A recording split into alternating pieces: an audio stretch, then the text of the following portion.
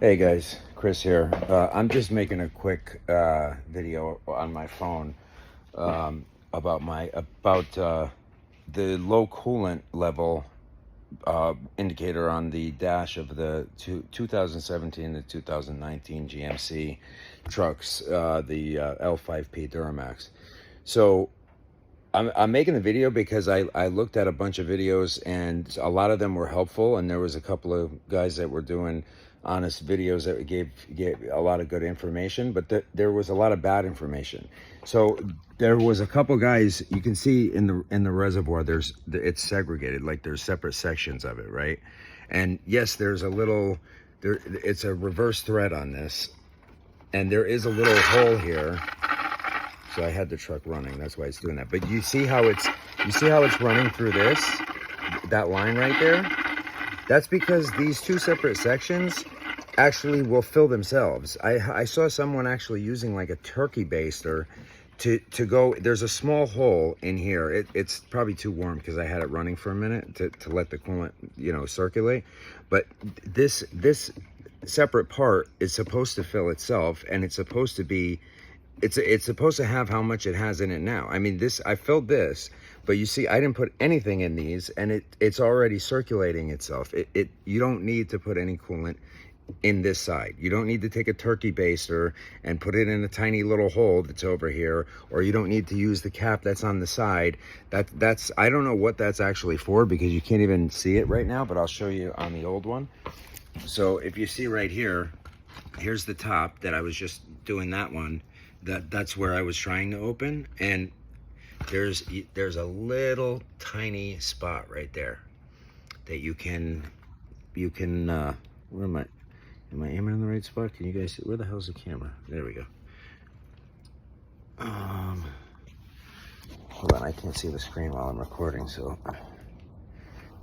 this is why I don't like using the phone.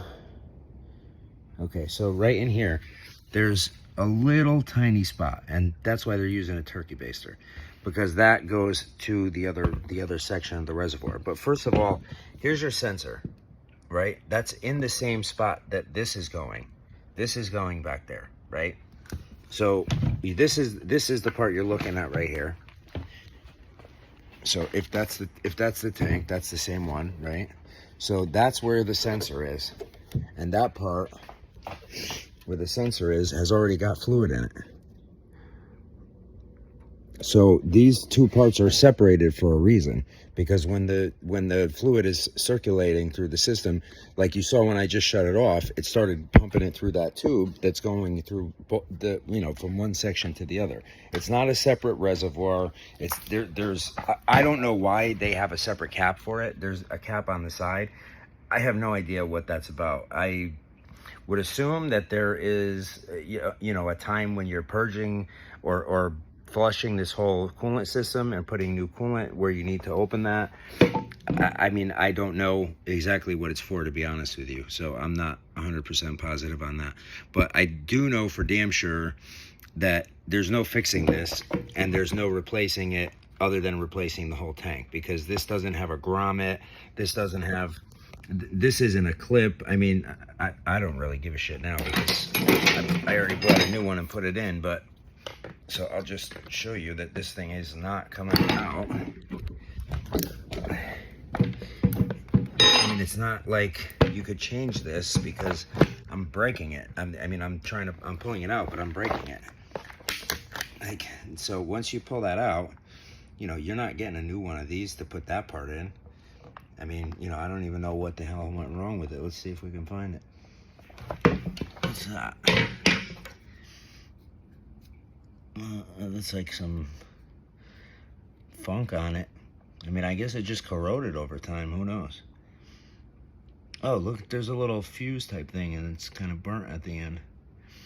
I mean, they're notorious for these going bad, but I mean, you can't really.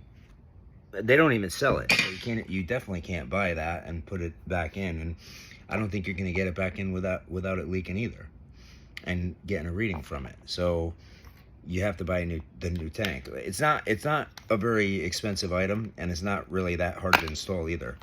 Honestly, it took me, I don't know, like 30 minutes. 30-40 minutes I've been out here. I should have done a video on it, but it's just kind of like a really easy thing to do, so I saved the videos for the harder stuff. I actually still have the clutch job on my Challenger I have to put up. But anyways, I figured I would just make a short video so nobody else wastes their time with syringes or turkey basters trying to you know, suck antifreeze out and of the main portion and put it into that tiny little hole, because that tiny little hole is there so that it can circulate itself. That's why there's a tiny little hole. That's not meant for us to be using turkey basters or syringes to put coolant in. The engine's going to circulate it by itself. So just don't waste your time doing that stuff. I'm giving you legitimate information because I just did it, and I just showed you that it's going to circulate it on its own, because the truck was just running, and as soon as I shut it off and came over here and started to open the cap, it starts circulating on its own. So you can see that it's doing its thing. And my coolant light is off. As soon as I turned the truck back on with the new tank in, the coolant light never came on. So that's how you got to fix it. It was like maybe 70 or 80 bucks I think I paid for it. I would tell you for sure, but I'll put a link in the description for the tank on Amazon. Okay, and it's a GM part. It's an actual GM part. So it was, you know, they had cheaper ones, but I'd rather get the actual GM part. Okay. Anyways, have a good day, guys. Try not to waste your time chasing ghosts and putting turkey basters in your truck, and just change your tank. Have a good day.